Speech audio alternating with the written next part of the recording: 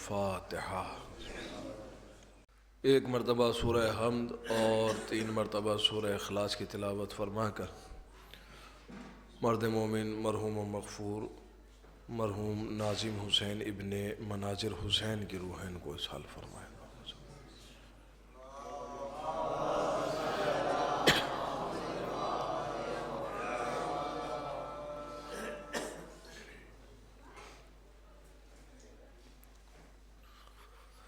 ماشاء اللہ لا حول ولا قوة الا باللہ العلی العظیم۔ اعوذ باللہ من الشیطان اللعین الرجیم، بسم اللہ الرحمن الرحیم۔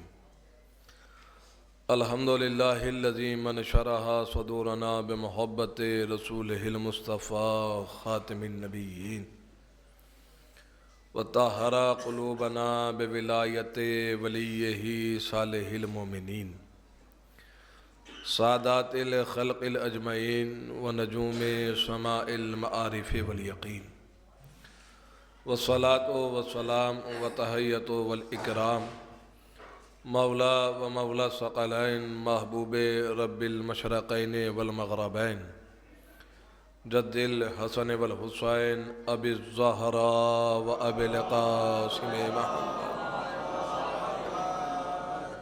اہل بیت الطیبین الطاہرین المعصومین المظلومین والمنتخبین المنتجبین، ولعنۃ اللہ علی اعدائہم اجمعین والغاصبین والمنافقین والکافرین والکاذبین، من یومنا ھذا الی یوم الدین، اما بعد فقد قال اللہ تبارک و تعالی فی کتابہ المبین واصدق الصادقین وقولہ الحق۔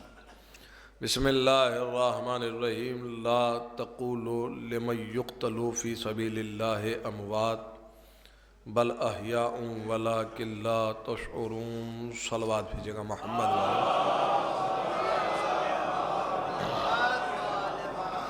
عزیزان محترم، بزرگان ملت، محبان حیدر کرار، ارباب اعزاز، مرحوم کے سال ثواب کے لیے اس مجلس عزا کا انعقاد کیا گیا ہے بعنوان چہلم۔ لہذا اولاً مقام دعا ہے کہ پروردگارہ بطفیل 4 معصومین علیہم السلام مرحوم کو جوار ائمہ میں جگہ عنایت فرمائے۔ خدایا تجھے واسطہ ہے محمد والے محمد کا، بالخصوص تجھے واسطہ ہے یتیمان کربلا کا، اسیران کربلا کا، مرحوم کے وارثین کو، عزیز و اقربا کو، مرحوم کے متعلقین کو صبر جمیل عطا فرما۔ خدایا تجھے واسطہ ہے محمد والے محمد کا، مرحوم کو اور حاضرین مجلس کے مرحومین کو کربلا والوں کی شفاعت نصیب فرما، بالخصوص 4 معصومین علیہم السلام کی شفاعت نصیب فرما۔ مرحوم کے درجات عالیہ میں اضافے کے لیے اور حاضرین مجلس کے مرحومین کے درجات عالیہ میں اضافے کے لیے عظمت محمد والے محمد پر بلندتر صلوات۔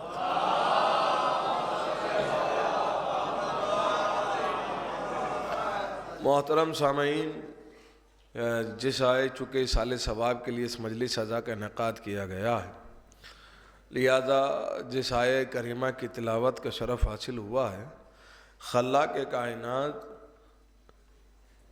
اس آیہ کریمہ میں ان لوگوں کی عظمت اور معیار کو بیان کر رہا ہے کہ جنہوں نے اپنی زندگی کو راہ خدا میں صرف کیا ہو، جنہوں نے اپنی پوری زندگی راہ خدا میں گزار دی ہو۔ بہت زیادہ تمہید کا وقت نہیں لوں گا، کوشش کروں گا کہ مختصر سی تمہید میں بات کو تمام کروں۔ ارشاد الہی ہے، بسم اللہ الرحمن الرحیم۔ لا تقولوا لمن یقتل فی سبیل اللہ اموات۔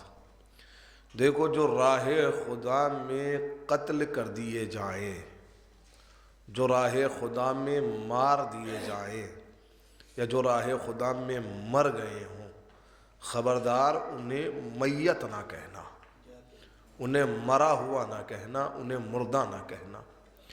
بل احیاء، بلکہ یہ سب کے سب زندہ ہیں۔ ذرا محسوس کرنا اس آیت کو، اللہ نے موت کی ڈیفینیشن بیان کی ہے، یعنی جو مرنے کے بعد بھی زندہ رہے اسے شہید کہا جاتا ہے۔ یعنی ڈیفینیشن بیان کی ہے کہ زندگی کیا ہے اور موت کیا ہے۔ جو راہ خدا میں گزر جائے اسے زندگی کہا جاتا ہے، جو راہ خدا سے دور ہٹ کر گزر جائے اسے موت کہا جاتا ہے۔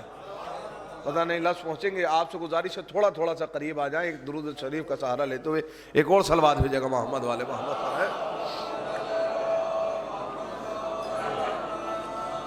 تو بات اگر بزرگان میرے تشریف فرما ہے، میں بار بار توجہات کا مطالبہ نہیں کروں گا۔ جو راہ خدا میں قتل کر دیے جائیں، خبردار انہیں میت نہ کہنا، انہیں مردہ نہ کہنا، انہیں مرا ہوا نہ کہنا، بل احیاء، بلکہ سب کے سب زندہ ہیں، ہے نا۔ اب جو آیت کا اگلا فقرہ ہے بس انشاءاللہ وہ بتائے گا کہ عظمت کیا ہے۔ یہ جنہیں راہ خدا میں قتل کر دیا گیا ہے انہیں مردہ نہ کہنا، بلکہ یہ سب کے سب زندہ ہے۔ وَلَٰكِن لَا تَشْعُرُونَ، بس فرق یہ ہے کہ آپ کو ان کی زندگی کا شعور نہیں ہے۔ ذرا اس فقرے کی نزاکت کو محسوس کریں، یہ زندہ ہیں لیکن آپ ابھی اس زندگی کی معرفت نہیں رکھتے، آپ کو ابھی اس زندگی کا شعور نہیں ہے۔ یعنی جو راہ خدا میں مر جائے اسے کہا جاتا ہے شہید، اور شہید کے لیے بالکل واضح قرآن نے یہ اعلان کر دیا کہ ان کو سمجھنے کے لیے شعور کا ہونا ضروری ہے۔ نہیں ابھی لفظوں کی ترتیب بدلوں تاکہ وضاحت ہو جائے۔ اس کا مطلب یہ ہے قرآن مجید واضح طور پر اعلان کر رہا ہے کہ کائنات میں ہر وہ شخص جو شعور رکھتا ہے وہ شہید کو پہچانتا ہے۔ ابھی بھی لفظ نہیں پہنچے ہیں تو میں آسان کروں بات، کائنات میں کسی بھی مذہب و ملت کا ہو اگر شعور رکھتا ہے تو وہ حسین کو پہچانتا ہے، اس لیے کہ بے شعور کی سمجھ میں شہید نہیں آیا کرتے ہیں۔ قرآن مجید کہہ رہا ہے کہ شہادت کو سمجھنے کے لیے شعور کا ہونا ضروری ہے۔ تو جو راہ خدا میں قتل کر دیے جائیں، جو راہ خدا میں مار دیے جائیں، خبردار انہیں میت نہ کہنا۔ تو یہ جو آیہ کریمہ ہے نبی کے زمانے میں نبی کے سینے پہ نازل ہوئی نا، اور نبی نے یہ آیت جو ہے وہ اپنے اصحاب اور امت مسلمہ تک پہنچا دی کہ دیکھو جو راہ خدا میں قتل کر دیے جائیں انہیں مردہ نہ کہنا۔ محسوس کرنا، میں بہت مختصر سے لفظوں میں ایک وضاحت کرنے جا رہا ہوں۔ امت مسلمہ کے پاس یہ دعویٰ تو تھا کہ شہید زندہ ہوتا ہے، پر دلیل نہیں تھی۔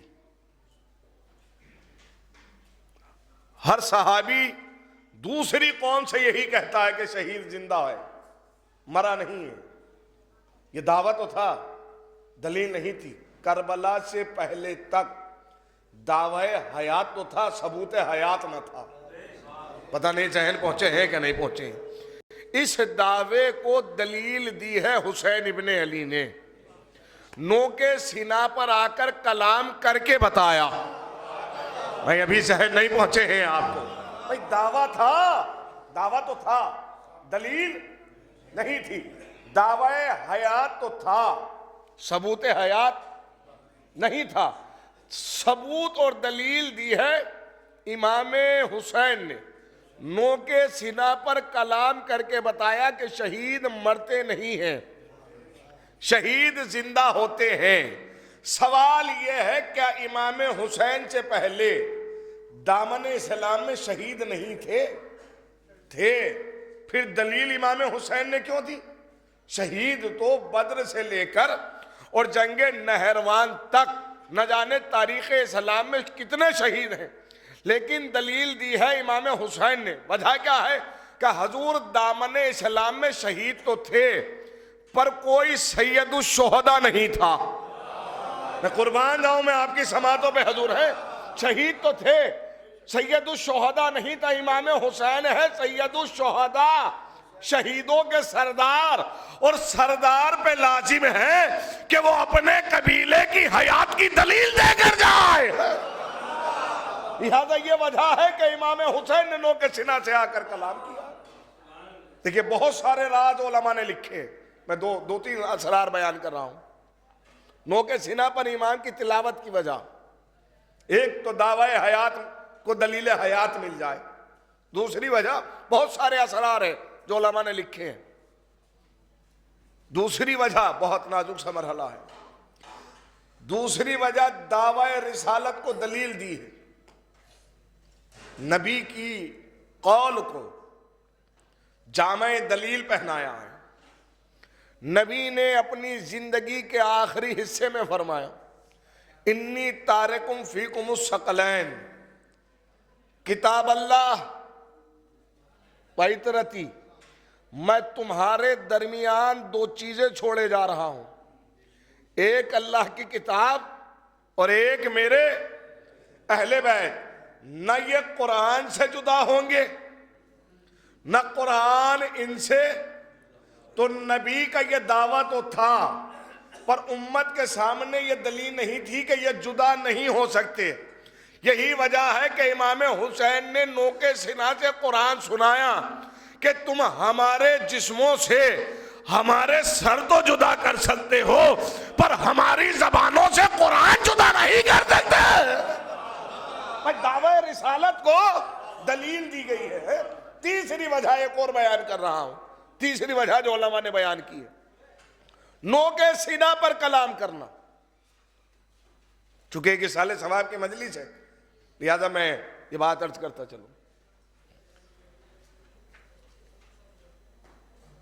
انسان کی موت کب کلیئر ہوتی ہے یہ بتانے کی ضرورت تو نہیں ہے کہ انسان مر چکا ہے، جب اس کی پلس بند ہو جائیں ہے نا تو کہہ دیتے ہیں کہ حضور اب اس میں کچھ نہیں ہے، یہ جا چکے ہیں نا۔ یعنی انسان کے سارا جسم کا دار و مدار رکا ہوا ہے دل پر، اگر یہ رک جائے تو یہ جسم کا ہر اعضا آپ کا ساتھ چھوڑ دے گا، ہے نا، یہی ہے نا موت، اس کے علاوہ موت کیا ہے؟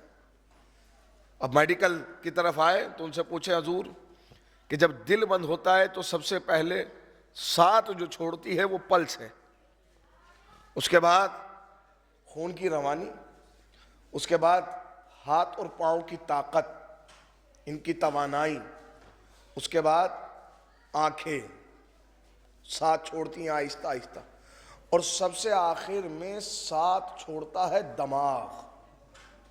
یہ میڈیکل سائنس کا کہنا ہے، لیکن یہ سب رکے ہوئے ہیں دل پر، جسم کا ہر حصہ دل پر رکا ہوا ہے نا، ذرا محسوس کرنا۔ جسم ہے امام حسین کا زمین کربلا پر، اور سر ہے نوکے سینہ پر۔ پتہ نہیں آپ نے کیسے محسوس کیا ہوگا اس فکرے کو۔ جسم کا ہر حصہ زمین کربلا پر ہے، دل کہاں ہے؟ زمین کربلا پر، اور سر ہے نوکے سینہ پر، اور نوکے سینہ پر کلام کیا ہے۔ اس کا مطلب یہ ہے کہ دماغ بھی کام کر رہا تھا، زبان بھی کام کر رہی تھی۔ پتہ نہیں ذہن پہنچیں گے نہیں، میں بس دو لفظ اور بات تمام ہو جائے گی۔ یعنی کیا کہنا چاہتے ہیں؟ کہنا یہ چاہتے ہیں تلاوت کر کر کہ میرے نانا پر ہجیان کا الزام لگانے والوں کی اولادوں، آؤ اور ہمارے سر سے تلاوت سنو کہ جب ہمارا سر جدا ہونے کے بعد ہمارے دماغ کو ہجیان نہ ہوا تو ہلکے سے بخار سے میرے نانا کو ہجیان۔ ایک صلوات بھیجے محمد والے محمد کو۔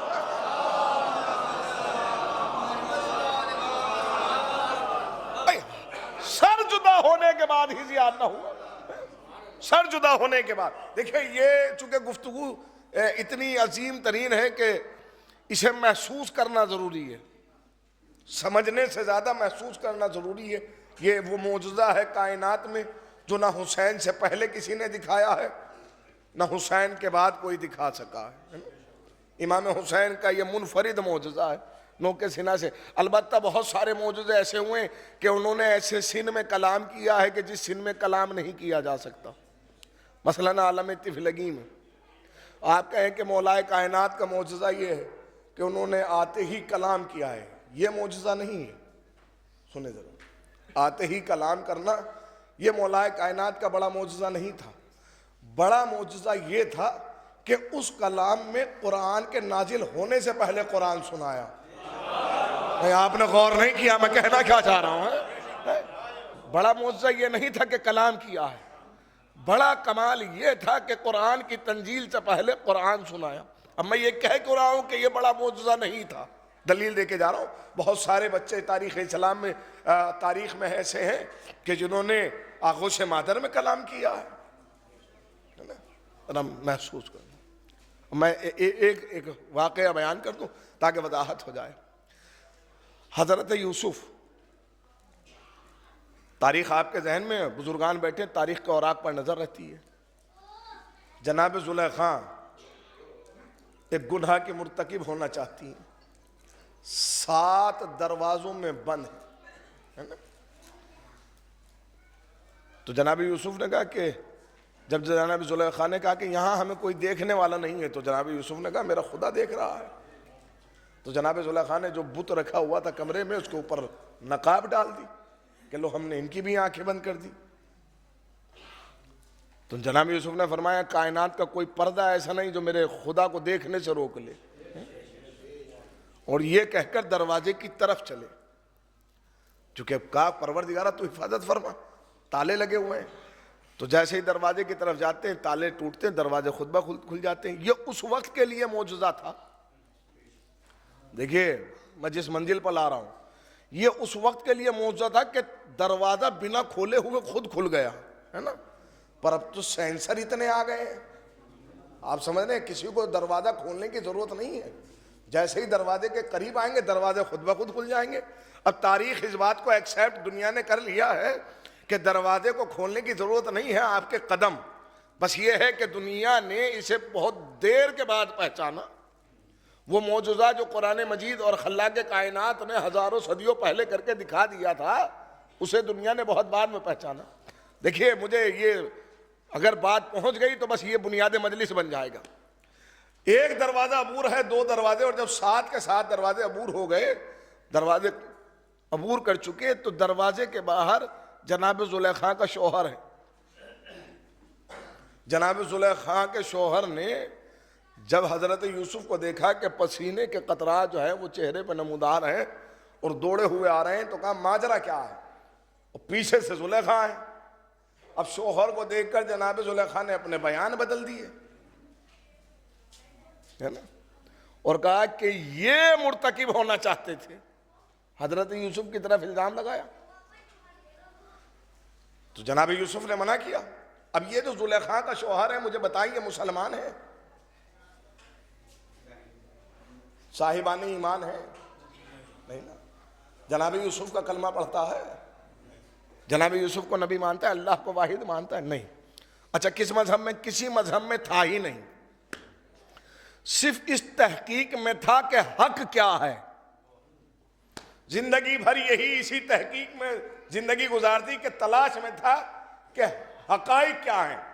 میں جس دین کو مانتا ہوں وہ حق پر ہے بھی یا نہیں، ہے نا. تو جیسے ہی جناب زلیخا نے الزام لگایا تو کہا، اب یوسف کی طرف اشارہ کیا اور پوچھا یوسف سے پوچھا کہ آپ کے پاس کوئی گواہ ہے؟ تو کہا میرے پروردگار کے علاوہ کوئی گواہ نہیں ہے. اور ہاتھوں کو بلند کیا ہے، پروردگارہ تو ہی میرا گواہ ہے. تو وہی نازل ہوئی کہ یوسف زلیخا کی بہن کو بلایا جائے، ان کی آغوش میں ایک بچہ ہے اور وہ تمہاری گواہی دے گا.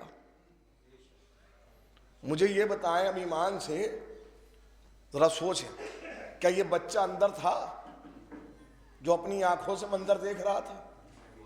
نہیں نا. اس لیے کہ زمانہ تو یہ کہتا ہے گواہ وہ دے جس نے دیکھا ہو. آپ ذرا محسوس کریں، گواہی وہ دے گا. تو حضور 2 طرح کی گواہی ہوتی ہیں اسلام میں. ایک جس کا مشاہدہ کر لیا جائے، آنکھوں سے دیکھ لیا جائے، ایک گواہی یعنی مشاہدہ کیا گیا ہو. دوسری تائیدی گواہی، کسی کی گواہی کو اپنی گواہی بنا لینا. مثلا آپ ہر روز صبح شام کہہ رہے ہیں اشہد ان محمد رسول اللہ، میں گواہی دیتا ہوں کہ محمد اللہ کے رسول ہیں. کیا یہاں کوئی ایسا ہے کہ جس نے محمد پر رسالت کو آتے ہوئے دیکھا ہو؟ نہیں نا. اس کا مطلب یہ ہے کہ کوئی اتنا معتبر تھا کہ جس کی گواہی کو ہم نے اپنی گواہی بنایا اور اس کی گواہی میں ہر روز اذانوں میں کہہ رہے ہیں، اسے کہا جاتا ہے تائیدی گواہی، ہے نا، تائیدی گواہی۔ تو حضرت زلیخا کی بہن کو بلایا گیا، ان کی آغوش میں ایک بچہ تھا، اور کہا کہ میری گواہی یہ دے گا، زیر تحقیق ہے۔ تو زلیخا کا شوہر حیران ہے، اب بچہ گویا ہوا۔ میں نے کہا نا کہ تاریخ میں بہت سارے طفلان ایسے ہیں جنہوں نے آغوش معدر میں کلام کیا ہے۔ 2 مہینے کا بچہ ہے جس نے تکلم کیا، گویا ہوا، اور بس ایک فقرہ کہا، گواہی نہیں دی۔ دیکھیے سنیے گا، دعویٰ نہیں کیا ہے کہ یوسف بے گناہ ہے، بلکہ ثبوت بے گناہی دیا ہے۔ دیکھیے 2 الگ الگ لفظ میں نے کہے۔ دعویٰ یہ بھی تو کہہ سکتا تھا کہ یوسف بے گناہ ہے، نہیں، بلکہ ثبوت بے گناہی دیا ہے۔ کیا کہا؟ کہ اگر دامن آگے سے پھٹا ہو، ذرا محسوس کریں بھائی، دعویٰ نہیں کیا ہے، یہ نہیں کہا کہ بے گناہ ہے، بلکہ ثبوت بے گناہی دیا ہے۔ کیا کہا؟ کہ اگر دامن آگے سے پھٹا ہو تو یوسف گناہگار، اور دامن پیچھے سے پھٹا ہو تو زلیخا گناہگار۔ تو بچے نے تو گواہی دے دی نا۔ اب مجھے یہ بتائیں، جب گواہی مل گئی تو زلیخا کے شوہر نے تحقیق کی یا نہیں؟ میں جس مرحلے پر آپ کو لے کر آیا ہوں، واقعہ آپ کے اذہان عالیہ میں محفوظ ہے، بس ایک نقطۂ نظر آپ کے پیش نظر کرنے جا رہا ہوں۔ مجھے بتائیں، یوسف کی جب یہ ثبوت دیا گیا یوسف کی بے گناہی کا، تو زلیخا کے شوہر نے تحقیق کی یا نہیں کی؟ تحقیق کی نا۔ یوسف کو الٹ کر اور پلٹ کر دیکھا۔ بھائی ایسا تو نہیں ہے کہ اس نے یہ کہہ کر پلٹا دیا ہو کہ بچوں کی گواہی نہیں مانی جائے گی؟ دیکھیں بہت سناٹے میں ہیں آپ، بھائی یہ تو نہیں ہے نا کہ اس نے یہ کہا ہے کہ بچے کی گواہی؟ تحقیق کی نا، تحقیق کی نا۔ تحقیق کا مادہ بتا رہا ہے کہ گواہی لینے والے پہ لازم ہے کہ وہ تحقیق کرے کہ حق کیا ہے۔ نہیں ابھی ذہن نہیں پہنچے ہیں آپ کو۔ اس نے تحقیق کی، یوسف کو الٹ کر پلٹ کر دیکھا دامن آگے سے پھٹا ہے، سمجھ گیا کہ یوسف بے خطا ہے، یوسف بے گناہ ہے۔ توجہ کیجئے گا بس اس فکرے پر۔ تو جب یہ ثابت ہو گیا کہ یوسف بے گناہ ہے تو آزاد کر دینا چاہیے، چھوڑ دینا چاہیے، بری الذمہ کر دینا چاہیے، پر کیا نہیں نا، بلکہ زندان میں ڈالا۔ جب گواہی بھی مل گئی، توجہ، اور ثبوت بھی مل گیا، اور یقین کامل بھی ہو گیا کہ یوسف بے گناہ ہیں، تو اب رہائی ان کا حق تھا، تو یوسف کو ان کا حق دے دینا چاہیے تھا، پر زندان میں کیوں ڈالا؟ گواہی ملنے کے بعد بھی حق کیوں نہیں دیا؟ معلوم ہے کیوں؟ کہ یوسف میں جانتا ہوں کہ تم بے گناہ ہو، لیکن زندان میں ضرور بھیجوں گا۔ کیوں؟ اس لیے کہ مسئلہ ہے میری زوجہ کا، اس کی عزتیں مجھ سے جڑی ہوئی ہیں، اگر یہ بدنام ہوئی تو میری عزت پہ حرف آئے گا، لہذا اپنی عزت بچانے کے لیے تمہارا حق نہیں دوں گا۔ پتہ نہیں اگر تاریخ آپ کے ذہن میں ہوتی تو شاید یہ مرحلہ مجھے آپ تک نہ پہنچانا پڑتا۔ بہت نازک سا مرحلہ ہے بھائی۔ یوسف کی بے گناہی کی گواہی اور ثبوت ملنے کے بعد بھی یوسف کو اس کا حق اس لیے نہیں دیا گیا تاکہ ہماری عزتیں بچی رہیں۔ اب سمجھ میں آیا مدینے کے دربار میں بچوں کی گواہی ملنے کے بعد بھی واپس کیوں کر دیا گیا؟ کہ تاکہ زمانے میں ہماری عزتیں بچی رہیں۔ ایک صلوات بھیجے گا محمد والے محمد والے۔ تاکہ اسمہ المسیح عیسی ابن مریم، اس کلمے کا نام عیسیٰ ابن مریم ہوگا۔ کس کا نام ہوگا؟ عیسیٰ، کلمے کا نام۔ توجہ، اب یہ قرآن کی آیت ہے، اس کلمے کا نام کیا ہوگا؟ پروردگار ڈائریکٹ کہہ سکتا تھا نا کہ ہم آپ کو بیٹا دے رہے ہیں اور اس بیٹے کا نام کیا ہوگا؟ کلمہ کیوں کہا؟ کلمہ اس لیے کہا کہ حضرت عیسیٰ کلمہ کن سے خلق ہوئے ہیں۔ اللہ نے ارادہ کیا اور خلق ہو گئے. ان کی خلقت ایسے نہیں ہوئی ہے جیسے ہم لوگوں کی یا اور لوگوں کی یا ہوتی ہے. کلمہ کن سے ہے نا. اور پھر کہا کہ اس کلمے کا نام کیا ہوگا؟ ابھی بھیجا تو نہیں ہے، خبر دی جا رہی ہے. اس کا نام کیا رکھنا؟ عیسیٰ. قرآن اس بات کی بھی دلیل دے رہا ہے کہ اللہ جب معصوم کو بھیجتا ہے تو بھیجنے کے بعد نام نہیں رکھتا ہے، پہلے نام رکھے جاتے ہیں پھر زمین پہ بھیجا جاتا ہے. توجہ ہے نا. ہم آپ کو ایک کلمے کی بشارت دے رہے ہیں. اب بہت نازک سا مرحلہ ہے اور آپ اب بیت المقدس سے چلی جائیں. اچھا یہاں بھی میں وضاحت کر دوں. پتہ نہیں یہ لوگ کہاں سے کہہ دیتے ہیں کہ اللہ نے مریم کو نکالا ہے. نکالا نہیں ہے، بھیجا ہے. نکالنے میں اور بھیجنے میں بڑا فرق ہے. پتہ نہیں ابھی ذہن پہنچیں گے یا نہیں پہنچیں گے. جناب مریم کا واپس بیت المقدس میں آ جانا اس بات کی علامت ہے کہ نکالا نہیں تھا، بھیجا تھا. کیونکہ جسے نکال دیا جاتا ہے اسے واپس انٹری نہیں ملتی ہے. نہیں ابھی بھی لفظ نہیں پہنچے. میں اور آسان دلیل دے دوں. حضور اللہ نکالتا تو لعنتیوں کو ہے، یہ تو معصوم کی ماں ہے اور معصومہ ہے، طاہرہ ہے. قرآن مجید نے جن کی طہارت کی سند دی ہو بھیجا ہے. اور پھر کہا کہ پروردگار مجھے کسی مرد نے ہاتھ نہیں لگائے. یہ کیسے ممکن ہے؟ یہ کیسے ممکن ہے کہ یہ ہماری مصلحت ہے؟ اگر لوگوں نے پوچھا تو کیا کہوں؟ تو کچھ مت کہنا، خاموش رہنا. یہی ہے نا، یہی ہے تاریخ. اگر آپ کے ذہن میں تو نتیجہ آپ کے سپرد کرنے جا رہا ہوں. جب حضرت عیسیٰ کو لے کر مریم بستی کی طرف واپس آئی ہیں اور لوگوں نے پوچھا ہے کہ یہ بچہ کہاں سے آیا، مریم کی طرف الزام آنے لگے. تو مریم نے کوئی گواہی دی؟ خاموش رہی نا. تاریخ آپ کے ذہن میں ہے. بس ایک نقطہ نظر پیش نظر کرنے جا رہا ہوں. مجھے یہ بتائیں مریم حق پر تھی یا نہیں؟ جب حق پر تھی تو اپنے حق میں گواہی کیوں نہیں دی؟ بھئی یہ جو زمانہ کہتا ہے کہ جب علی حق پر تھے تو خاموش کیوں رہے؟ مجھے نہیں پتا تھا آپ اتنے سناٹے میں اس جملے کو محسوس کریں گے.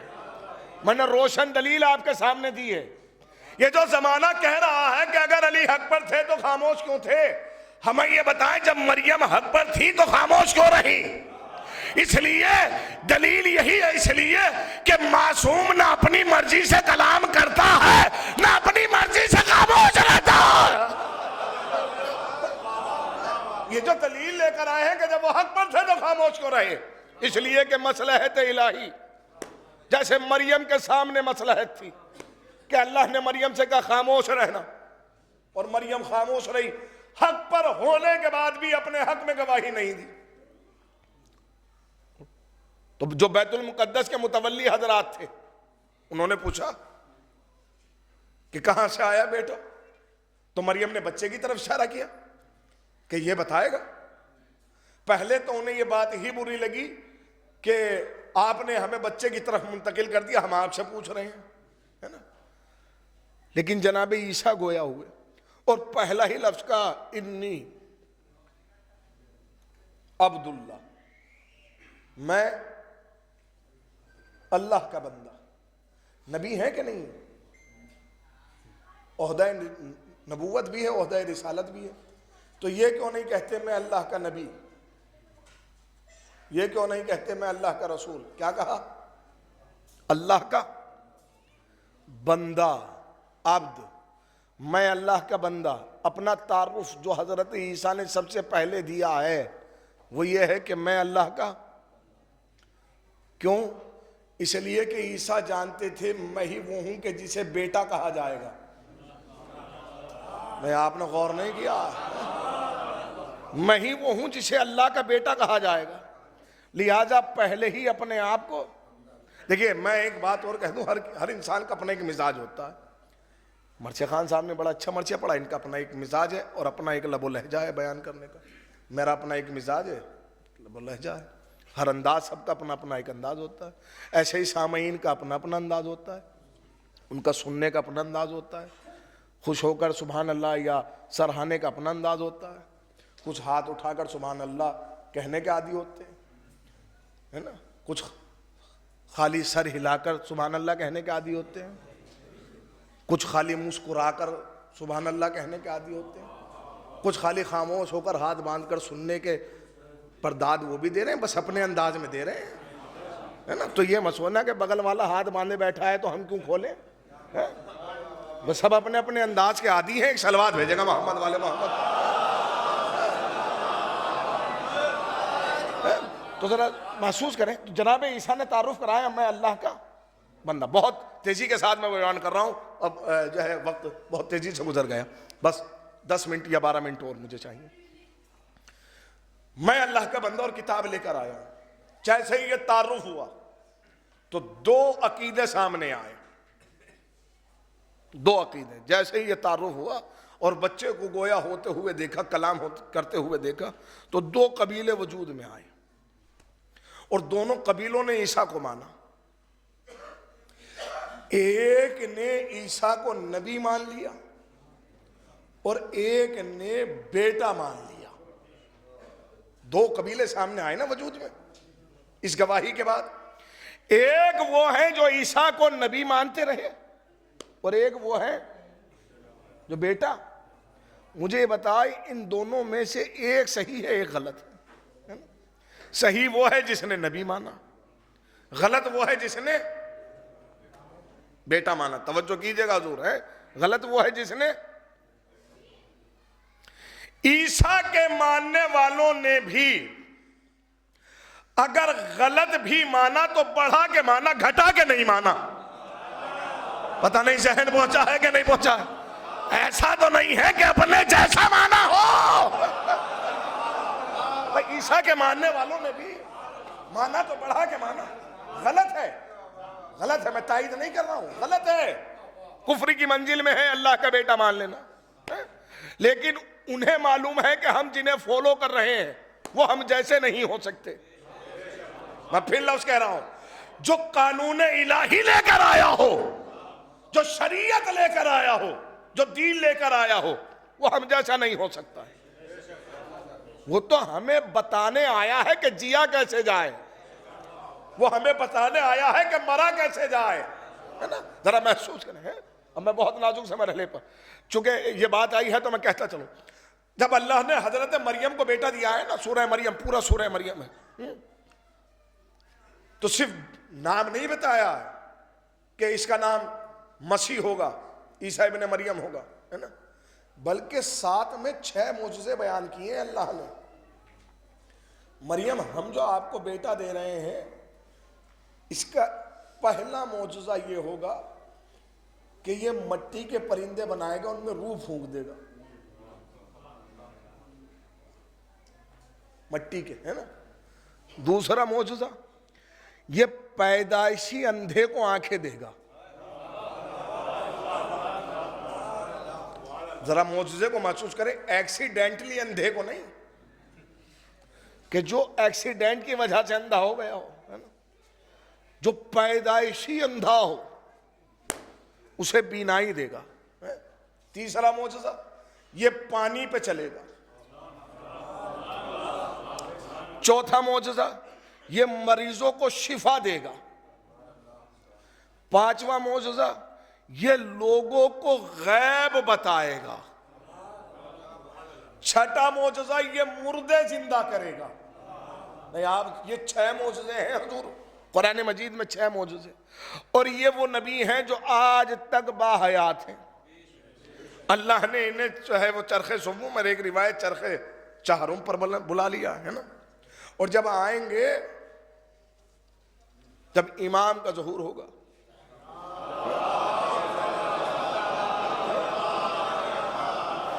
تبھی آئیں گے، ہے نا۔ رکھا کیوں ہے انہیں؟ اس کی جو علماء نے بڑی دلائل دی ہے۔ ایک دلیل میں عرض کرتا چلوں، آیت اللہ محسن قراتی کی، کہتے ہیں کہ چونکہ رکھنا اس لیے ضروری تھا کہ معصوم کی گواہی کے لیے معصوم کا ہونا ضروری ہے۔ امام جب آ کر دعوی امامت کریں تو گواہ خود معصوم ہونا چاہیے. ذرا محسوس کریں, ایک دلیل تو یہ لکھی ہے کہ جو گواہ ہو وہ خود. اللہ نے آدم سے لے کر اور آخری نبی تک جتنے بھی معصوموں کی گواہی دلوائی ہے, گواہی دینے والا معصوم ہے. ان کے عہدوں کی گواہی, ان کے عہدوں کی منصب کی گواہی ہے نا. ایک وجہ تو یہ ہے.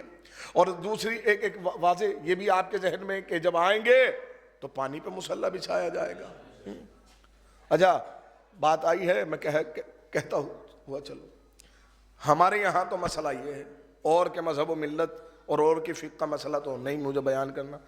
اپنے یہاں کا فقہ جعفریہ کا مسئلہ تو یہ ہے کہ حضور جماعت وہ کرائے گا جو جماعت میں سب سے افضل ہو. دیکھیے چند علامات بیان کی ہیں. پہلی علامت, جماعت کی پہلی علامت حلال زادہ ہو. دوسری عادل ہو, انصاف کرنے والا ہو, عالم ہو. عالم اتنا ہو کہ وہ جماعت میں سب سے زیادہ علم رکھتا ہو. بحالت مجبوری اگر کہیں جماعت کرانی پڑ جائے, قافلے میں قافلہ جا رہا ہو تو جو اس میں سب سے ہے نا. اور پھر ایک اور علامت بیان کی ہے. ایک علامت یہ بیان کی ہے کہ جماعت وہ کرائے جو جماعت میں سب سے افضل ہو, سپیریئر ہو, وہ جماعت کرائے, ہے نا. تو امام ہوں گے, پانی پہ مصلی بچھائیں گے اور جماعت کرائیں گے, اور ان کے پیچھے ماموم ہوں گے حضرت. اب ہمارے یہاں ایک مسئلہ یہ بھی ہے, جہاں امام کے شرائط ہیں وہاں ماموم کے بھی شرائط ہیں. ماموم کے بارے میں بالکل واضح بات ہے. ساری صفت تو میں نہیں بیان کر رہا ہوں, ایک صفت جو بالکل عام ہے, ماموم وہ ہو کہ جس میں اتنی صلاحیت ہو کہ اگر امام کو غش آ جائے تو ماموم جماعت کو پورا کرا سکے. آپ نے غور نہیں کیا حضور ہے شریعت یہ جو شرط. دیکھیے پہلی بات میں آپ سے بیان کروں, ہمارے یہاں عمر پر جو ہے منصب اور مصلی نہیں دیے جاتے. یہ اوروں کے یہاں ہے جو عمر پر جو ہے وہ منصب دے دیے جاتے ہیں. کوئی عمر کی قید نہیں لگائی گئی ہے. سیدھی سی شرط بیان کی ہے کہ ماموم وہ ہو جو جماعت کو پائے تکمیل تک.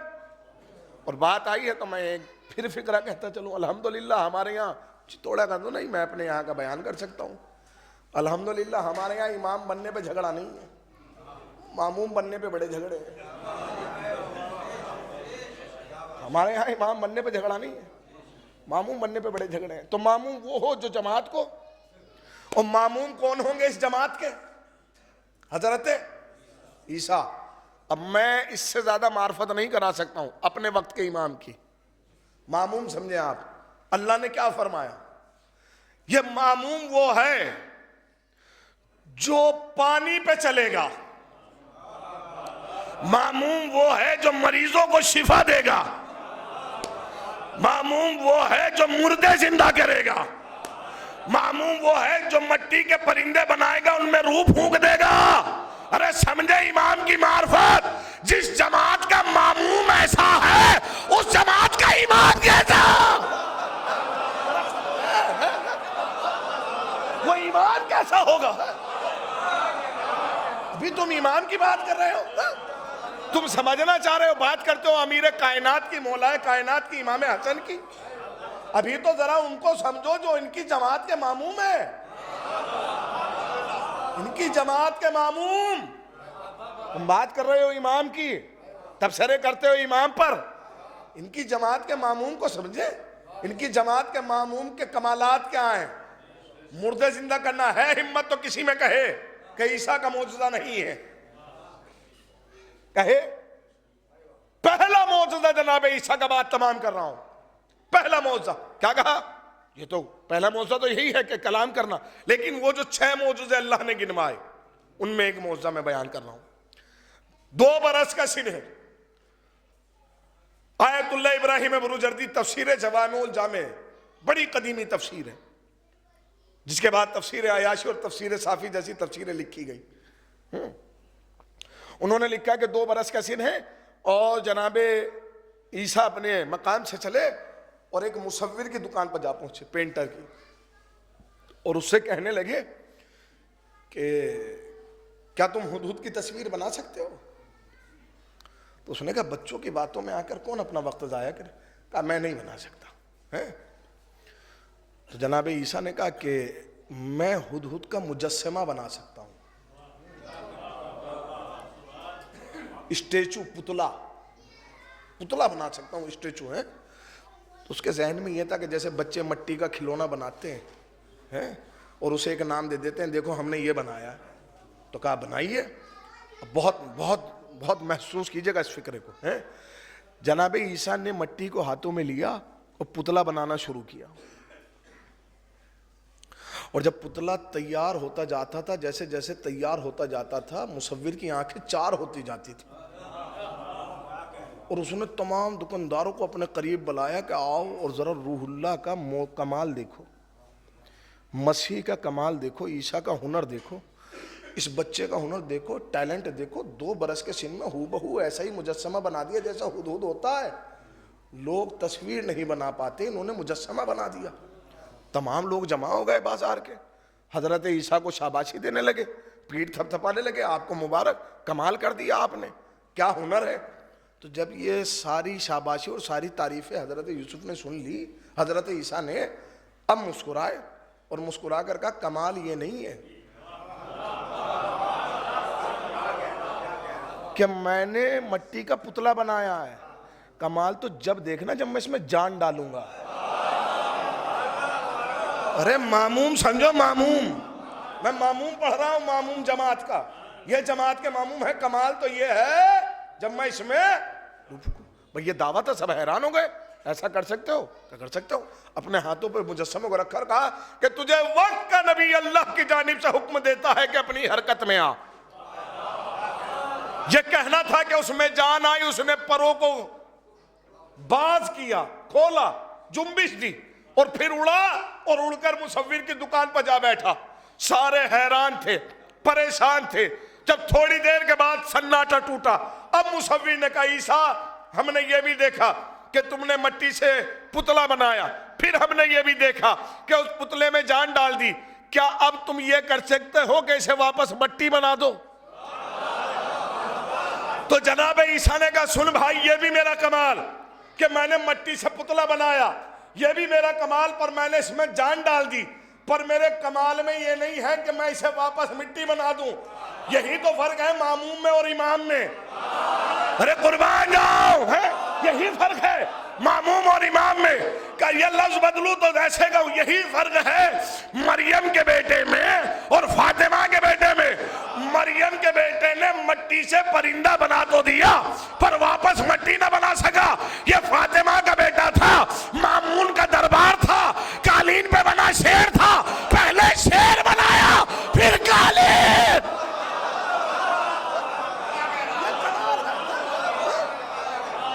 یہی فرق ہے۔ پہلے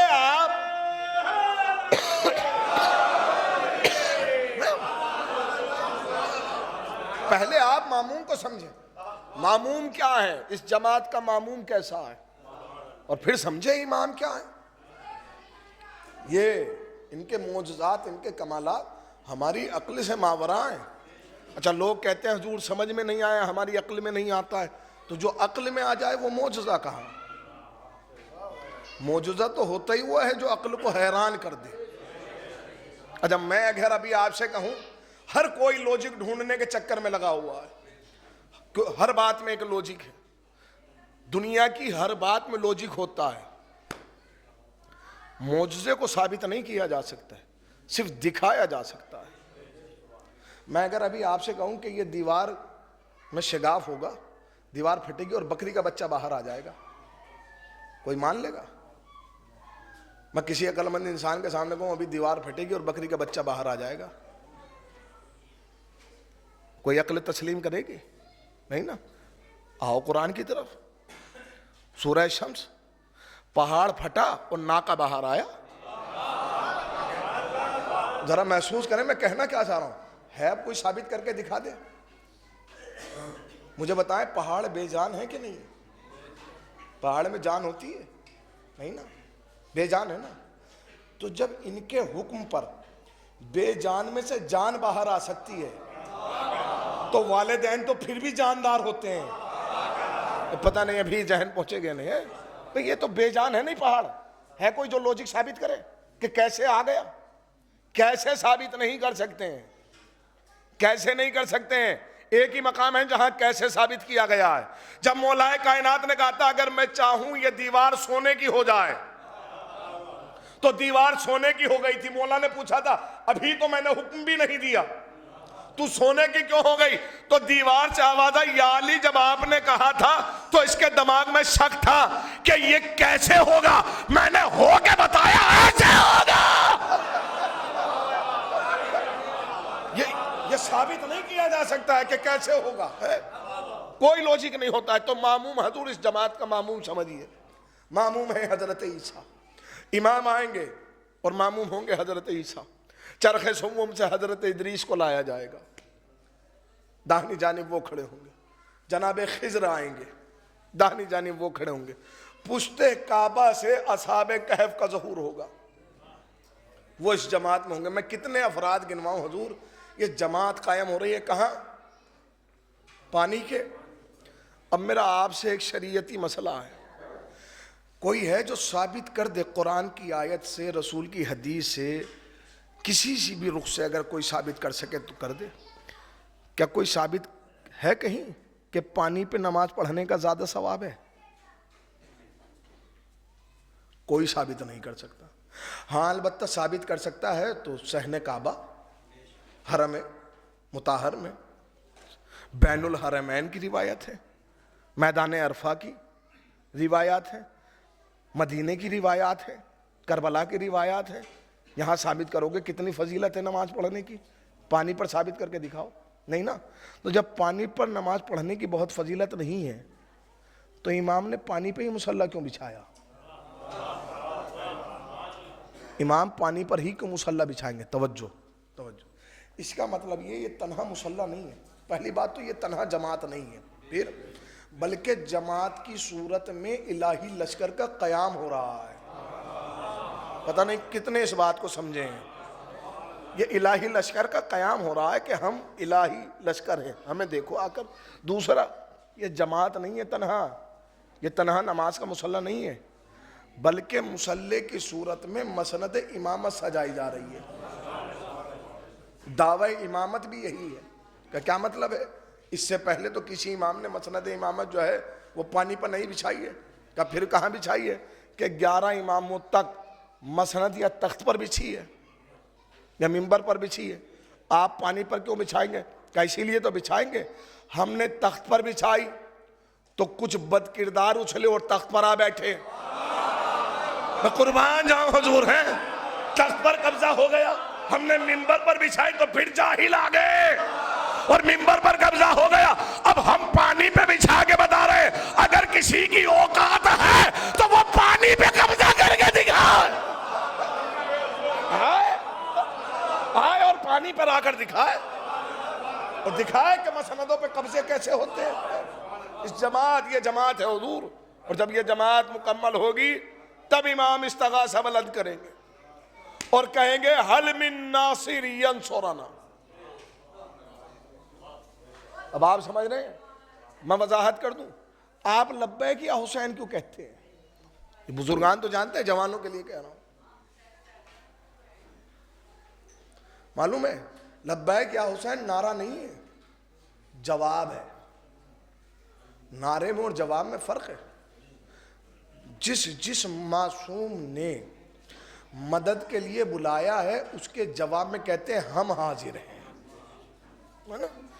چونکہ ایک استغاثہ دیا گیا تھا زمین کربلا پر, حل من ناصر ینصرنا, اور اس استغاثے کا جواب ہے لبیک یا حسین.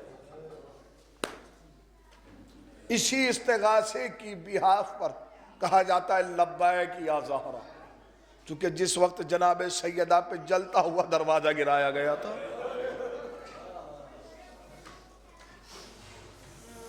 اس وقت بی بی نے مدد کے لیے بلایا تھا تو کہا گیا تھا لبیک یا زہرا. اور یہی استغاثہ آ کر امام بلند کریں گے اور کہیں گے حل من ناصر ینصرہم، ہے کوئی جو ہماری مدد کے لیے آئے۔ ذرا سوچیں کتنا غریب تھا حسین،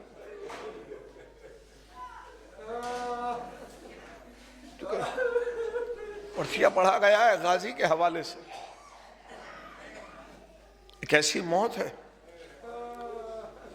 جن کے بھائی یہاں تشریف فرما، اس سچ ہے کہ بھائی کا مرنا کمر توڑ دیتا، کاندھے جھک جاتے ہیں، وہ قوت جسے قوت بازو کہا جاتا ہے وہ چھن جاتی ہے۔ کیا امام کا تنہا یہ فقرہ کہنا کافی نہ ہو، عباس تیرے غم نے میری کمر توڑ دی؟ جس حسین نے ساری زندگی مصیبتیں دیکھی ہو، اس کی زبان پر کبھی یہ فقرہ نہ آیا،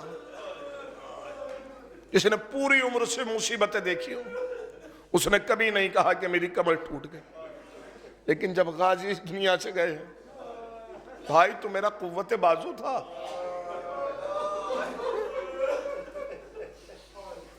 بھائی تو میری ہمت تھا، کیوں؟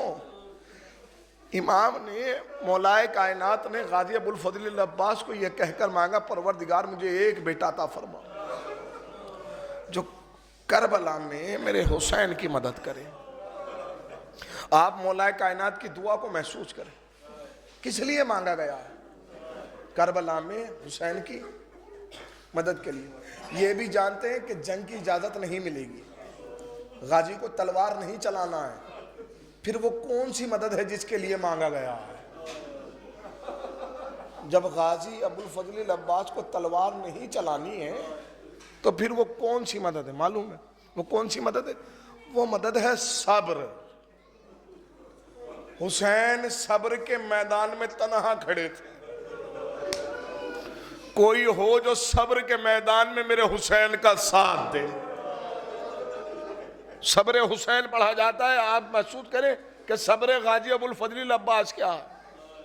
معلوم ہے کہ خاندان بنی ہاشم میں جناب حمزہ کے بعد خاندان کے بچوں کی تربیت کرنے کی ذمہ داری، جنگ کے آداب فنون سکھانے کی ذمہ داری تھی مولائے کائنات کی، تربیت دینے کی ذمہ داری، اور مولائے کائنات کے بعد یہ مرتبہ حاصل ہوا غازی ابوالفضل العباس کو۔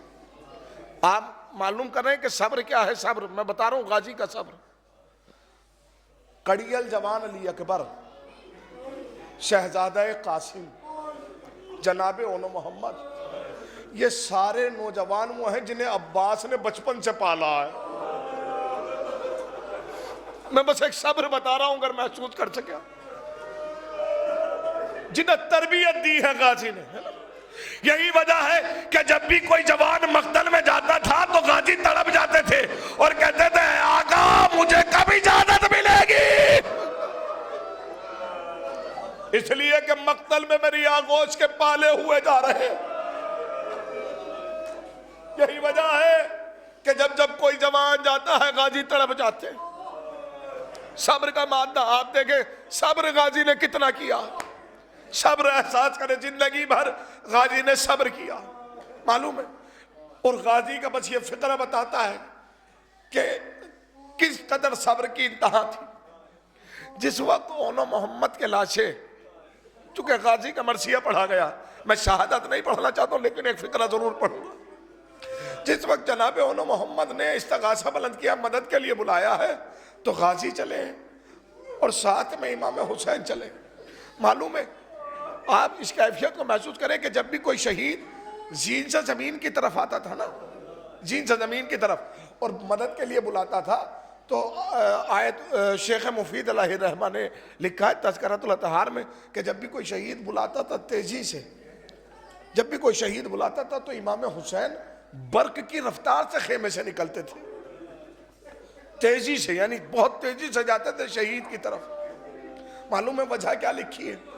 کہ کیا وجہ ہے کہ بلاتے ہی حسین تیزی سے دوڑتے تھے؟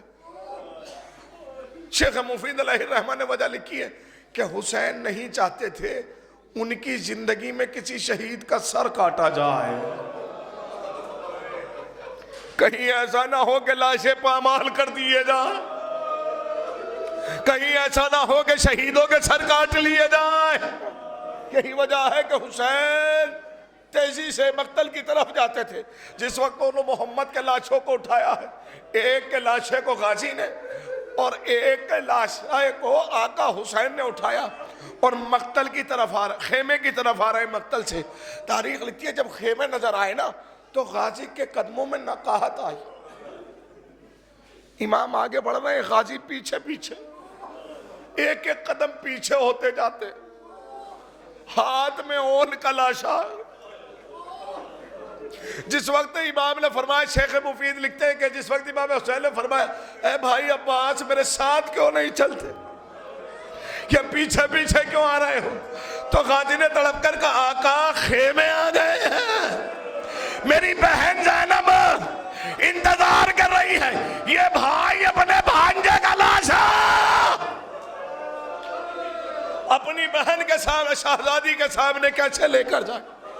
ایک ایک مقام پر غازی نے صبر کیا، ایک آخری صبر پڑھ رہا ہوں، آخری صبر، بس آپ نے گریہ کر لیا حق مجلس ادا ہو جائے، آخری صبر پڑھ رہا ہوں، سنیں گے۔ 7 محرم کو پانی ختم ہوا ہے،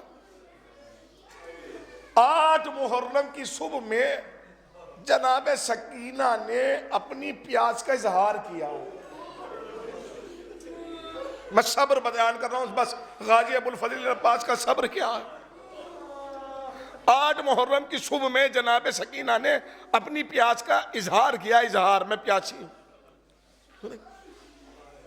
اور آ کر بابا حسین سے نہیں کہا کہ بابا سکینہ پیاسی ہے،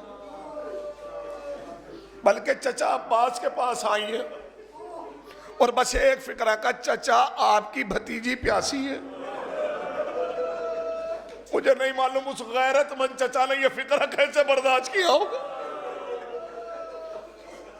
امام کے پاس آئے، کہا آقا بچے پیاسے ہیں۔ امام نے فرمایا عباس صبر، مجھے ایمان سے بتائیں آپ دور دراز سے آئے ہیں، ابھی قریب سے جا رہے ہو، 2 کلومیٹر 10 کلومیٹر جا رہے ہو، آپ کے بچے آپ کے ساتھ ہوں، کتنی بھی جلدی میں ہوں آپ، اگر بچہ کہہ دے کہ پیاس لگی، کتنی بھی جلدی میں ہوں آپ، اگر میری بیٹی یا بیٹا کہہ دے کہ پیاس لگی ہے، اگر پانی موجود ہے تو پانی پلائیں گے، اور اگر پانی موجود نہیں ہے تو نظریں دوڑیں گی کہ کہاں سے مل سکتا تاکہ سیراب ہو جائے۔ اس غازی نے 3 دن کیسے برداشت کیے ہوگے کہ جب بار بار سکینہ آ کر کہتی ہے چچا آپ کی بھتیجی پیاسی ہے۔ لیجئے میں مجلس تمام کرنے جا رہا ہوں، تاریخ لکھی ہے کہ 9 محرم کی صبح میں آ کر بی بی نے کہا چچا پیاسی ہے، شب عاشور بی بی نے آ کر کہا چچا سکینہ پیاسی ہے۔ تاریخ لکھتی ہے، بس آخری فکرہ احساس کیجئے گا، تاریخ لکھتی ہے کہ روز عاشور جناب سکینہ نے اظہار کا لہجہ بدلا، اظہار کا لہجہ بدلا۔ بی بی نے روز عاشور یہ نہیں کہا ہے کہ چچا بھتیجی پیاسی ہے، معلوم ہے کیا کہا ہے؟ بس ایک فقرہ جو صاحب امواج البکا نے لکھا، کہتے ہیں بی بی غازی کے قریب آئی، آ کر کہتی ہے چچا کیا اب ہم یہ مان لیں کہ پانی میسر نہ ہوگا؟ آپ نے غربت میں کتنی غربت ہے، چچا کیا ہم یہ مان لیں کہ پانی میسر نہ ہوگا؟ یہ سننا تھا کہ غازی تڑپ گئے، آئے اے آقا رن کی اجازت، تو امام نے فرمایا عباس تم تو میرے لشکر کے لمبردار ہو، بس اتنا سننا تھا۔ غازی نے دائیں دیکھا بائیں دیکھا اور تڑپ کر فرمایا اے آقا وہ لشکر کہاں جس کا عباس لمدار۔ جزاک اللہ، خدا کوئی غم نہ دے سوائے مظلوم کربلا کے۔ لیجئے مجلس تمام ہوئی، مجلس تمام ہو گئی۔ تاریخ نے جس وقت امام نے فرمایا کہ غازی جا رہے ہو تو بس یہ کرو کہ بچوں کے لیے پانی کا اہتمام کرو۔ جو بھتیجی 3 دن سے کہہ رہی تھی چچا پیاسی ہے، جس وقت غازی نے در خیمہ پر آ کر کہا کہ سکینہ اپنا مشکیزہ لے آؤ، ارباب مقاتی لکھتے ہیں کہ بی بی تنہا مشکیزہ لے کر نہیں آئی ہے، بلکہ اپنے ساتھ چھوٹے چھوٹے بچوں کو لائی ہے اور کہتی ہے بچوں اب پانی سے نہ گھبرانا، اس لیے کہ میرا چچا دریا کی طرف لیجیے تاریخ بس یہ، میں نے کہا مجھے شہادت نہیں پڑھنی تھی، رخصت پڑھنی تھی، بس آخری لمحہ جس وقت مشکیزہ لیا ہے، علم کو اٹھایا ہے، غازی سے تلوار لی گئی، ٹوٹا ہوا نیزہ دیا گیا، جس پرچم پر لکھا ہوا تھا نصر من اللہ و فتح قریب، اس پرچم کے نیچے بس ایک فقرہ لکھا۔ در خیمہ سے بہن زینب نے دیکھا، کہا کہ بھیا یہ تو میں جانتی ہوں کہ اس پر لکھا ہوا تھا نصر من اللہ و فتح قریب، آپ نے میں نے یہ بھی دیکھا کہ کچھ لکھا ہے، بھائی کیا میں جان سکتی ہوں کہ کیا لکھا ہے؟ امام نے اتنی مغمومیت میں کہا بہن میں نے لکھا انا للہ و انا الیہ راجعون، بس یہ سننا تھا۔ زینب تڑپ گئی، خیمے میں واپس آئی، آ کر کہا بی بی ہو میں زینب اپنا وعدہ واپس لیتی ہوں، اس لیے کہ میرا شیر ترائی پہ جا رہا ہے، اب واپس نہ آئے گا۔ میرے حسین نے لکھ دیا انا للہ